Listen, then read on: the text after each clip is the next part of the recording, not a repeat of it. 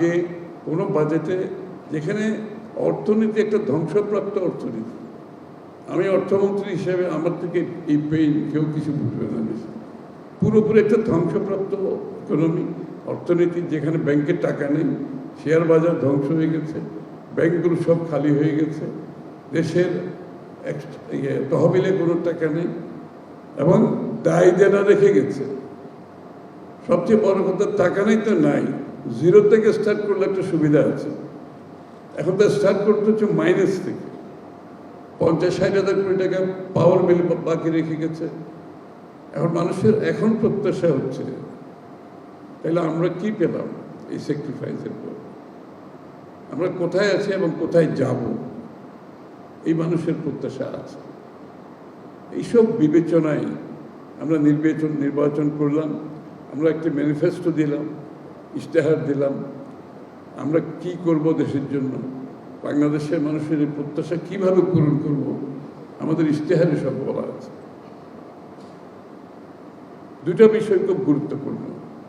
একটা হচ্ছে বাংলাদেশকে যে শুধুমাত্র আপনাকে অধিকারহীন করেছে নয়, জনগণকে, দেশের স্বাধীনতা সার্বভৌমত্ব প্রশ্নবিদ্ধ হয়েছে। নিজের দেশের স্বার্থ বিক্রি করে ক্ষমতায় থাকার যে একটা প্রবণতা, যে সব কিছু বিক্রি করে হলে ক্ষমতায় থাকতে হবে, আমার দেশের মানুষের স্বার্থ, দেশের স্বার্থ বিক্রি করে, এটা হচ্ছে একটা বড় ধরনের আমার সার্বভৌমত্বের একটা প্রশ্ন এসে গেছে। এই জন্য আমাদের একটা স্লোগান হচ্ছে মাননীয় প্রধানমন্ত্রীর, সবার আগে বাংলাদেশ। এই স্লোগানের পিছনে চিন্তাটা ছিল আর কিছু না, যে আমরা যত কিছু করি কিন্তু বাংলাদেশের কষ্টে, বাংলাদেশের স্বার্থের বিরুদ্ধে, বাংলাদেশের স্বাধীনতা সার্বভৌমত্বের বিরুদ্ধে কোনো কিছু করার কোনো সুযোগ নেই। এটা হচ্ছে প্রথম স্লোগান, সবার আগে বাংলাদেশ, বাংলাদেশের মানুষের স্বার্থে, বাংলাদেশের দেশের স্বার্থে। দ্বিতীয় একটা স্লোগান, আমি যেটা অর্থনীতির কথা বললাম, সেটা হচ্ছে এই যে পৃষ্ঠপোষকতার মাধ্যমে তাদের পরিবার, গোষ্ঠী পুরো অর্থনীতিকে দখল করে নিয়েছে, জনগণকে বাইরে রেখে। দ্বিতীয় স্লোগানটা হলো অর্থনীতিকে গণতন্ত্রায়ন করা, ডেমোক্রেটাইজেশন অফ দি ইকোনমি। অর্থাৎ আমার রাজনৈতিক গণতন্ত্র যথেষ্ট নয়, আমার অর্থনীতিতে গণতন্ত্র যদি আমি করতে না পারি, তাহলে রাজনৈতিক গণতন্ত্র আমাদের সফল হতে পারে না। এবং ডেমোক্রেটাইজেশনের মূল চিন্তাটা হচ্ছে যে বাংলাদেশের মানুষ বাংলাদেশের অর্থনীতিতে সর্বক্ষেত্রে তারা যাতে অংশগ্রহণ করতে পারে, প্রত্যেকটি মানুষ। অর্থনীতির গণতন্ত্রায়নের পেছনে চিন্তা হলো বাংলাদেশের প্রতিটি মানুষের সুযোগ থাকবে অর্থনীতিতে অংশগ্রহণ করার জন্য, এবং অর্থনীতির সুফল প্রত্যেকটি মানুষের কাছে যার যার অবস্থান থেকে যেতে হবে। এই দুটো স্লোগানের অনেক বেশি গুরুত্ব আছে। এবং এর সাথে সাথে আপনারা লক্ষ্য করেছেন আমাদের বাজেটে যেটা আমরা দিয়েছি, এটা ক্রিয়েটিভ ইকোনমি। ক্রিয়েটিভ ইকোনমিটা হচ্ছে বাংলাদেশের যে মানুষগুলোর কথা আমরা বলছি, যারা কোনোদিন অর্থনীতিতে ওইভাবে অংশগ্রহণ করতে পারে না। আমাদের দেশের গ্রামে গঞ্জে কামার কুমার থেকে, তাঁতি থেকে শুরু করে, কুটির শিল্প থেকে শুরু করে, আমাদের দেশের গ্রামে গঞ্জে যারা গান গায়, যারা নাটক করে, থিয়েটার করে, আমাদের দেশের যারা গ্রামে গঞ্জে স্পোর্টসে খেলাধুলা করতে চায়, এদেরকে কোনোদিন আমরা অর্থনীতির মধ্যে আনতে পারিনি। সরকারের কোনো পৃষ্ঠপোষকতা সেখানে ছিল না। এইবার এই সমস্ত লোকগুলোকে আমরা অর্থনৈতিক কর্মকাণ্ডে নিয়ে আসছি। স্পোর্টস ইকোনমি, অর্থাৎ বাংলাদেশে এখন দেখতেছেন আপনার নতুন করে স্পোর্টস চলছে, এবং প্রত্যেকটি স্কুলের ছেলে মেয়েরা কিন্তু 1,40,000 পার্টিসিপেশন, না 1,68,000 নতুন করে যে স্কুলের ছেলে মেয়েদের জন্য করা হয়েছে, মেয়েরা বোধহয় কত 40,000-এর উপরে, 47,000 মেয়েরা পার্টিসিপেট করেছে, 1 লক্ষের উপর ছেলেরা পার্টিসিপেট করেছে। এবং ক্রমান্বয়ে এটা কিন্তু প্রত্যেকটি স্কুলে যাচ্ছে এবং তারা কিন্তু স্পোর্টসম্যান হিসেবে জীবিকা তাদের জীবনযাপন করতে পারবে, স্পোর্টসম্যান হিসেবে তার ক্যারিয়ার গ্রহণ করতে পারবে। স্পোর্টসের সাথে জড়িত অনেক লোক থাকে যাদের কোনো চাকরি বাকরি নেই, এখন তারা কাজ করতে পারবে। আমাদের গ্রামের যারা মৃৎশিল্প আছে, যারা বিভিন্ন শিল্পে আছে, আমাদের শীতল পাটি আছে বরিশালে, আমাদের শতরঞ্জি আছে, আমাদের বিভিন্ন পণ্য যারা করে তাদেরকে আমরা তাদের জীবনযাত্রার মান উন্নয়ন করতে পারি না। এখন কিন্তু তাদেরকে আমরা নিয়ে আসছি অর্থনীতির মধ্যে। এটার জন্য বাজেট করা হয়েছে, তাদেরকে ঋণ দেওয়া হবে, তাদেরকে স্কিল ডেভেলপমেন্ট দেওয়া হবে, তাদেরকে ডিজাইনিং সাপোর্ট দেওয়া হবে, তাদেরকে ব্র্যান্ডিং করা হবে, তাদের প্ল্যাটফর্ম বিক্রি করার প্ল্যাটফর্ম দেওয়া হবে।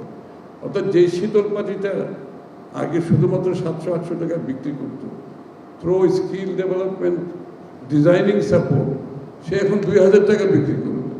অনলাইন রিয়েল টাইম বিক্রি করবে, অ্যামাজন, ইবে, আলিবাবা এটার উপর বিক্রি করবে। এই লোকগুলোকে আমরা নিয়ে আসছি। যারা থিয়েটার, সিনেমা, গায়ক, এটা আমরা মনিটাইজ করতে পারি না এখন, এটা মনিটাইজেশনের বাইরে ছিল, আমরা এটাকে এখন মনিটাইজ করতেছি।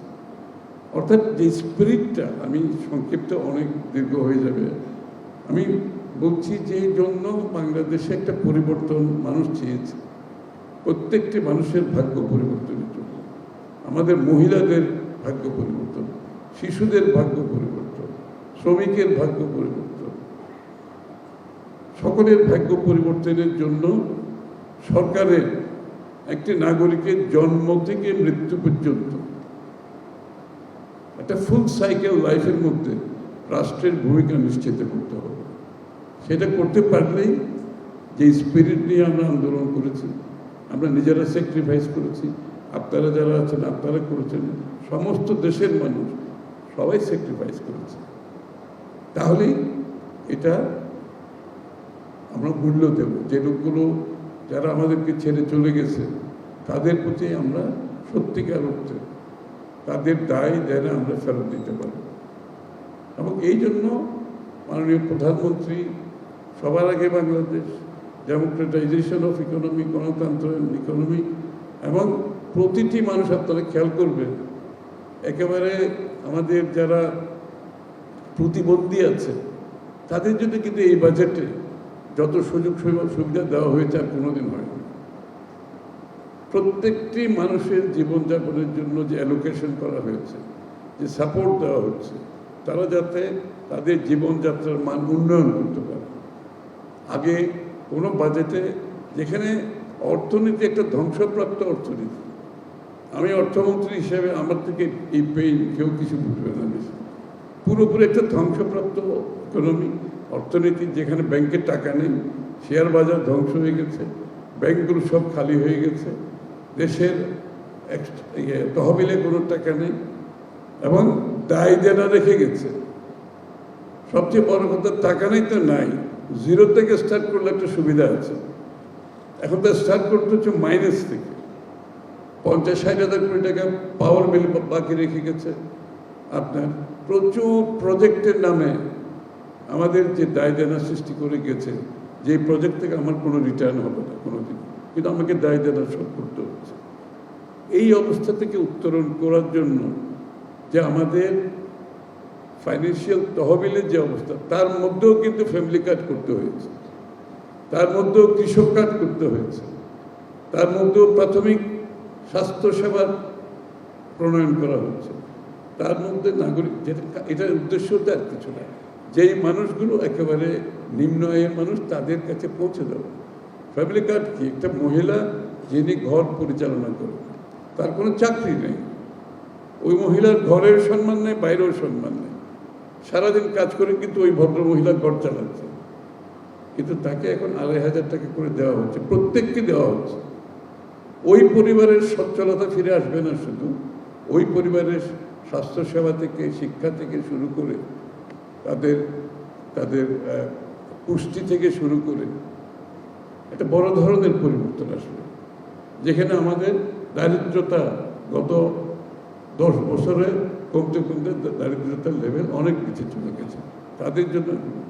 এর মধ্যে এইরকম একটা ফিজিক্যাল অসুবিধার মধ্যে থেকেও কিন্তু এই প্রজেক্টগুলো নেওয়া হয়েছে in the spirit of July. July স্পিরিটকে ধারণ করার জন্য এই প্রজেক্টগুলো নেওয়া হয়েছে। তো জিনিসগুলো আমি বলছি, আরও দীর্ঘায়িত করতে বললে অনেক কথা বলতে হবে, যে আমরা যদি এখন এই প্রত্যাশা পূরণ করতে পারি, আমরা যেই ইশতেহার দিয়েছি এটা যদি পরিপূর্ণভাবে পালন করতে পারি, আমরা তো 31 দফা দিয়েছি, এটা যদি পরিপূর্ণভাবে পালন করতে পারি, তাহলে জুলাই, মুক্তিযুদ্ধ সব কিছু এবং স্বৈরাচার বিরোধী আন্দোলনের সার্থকতা পাবে।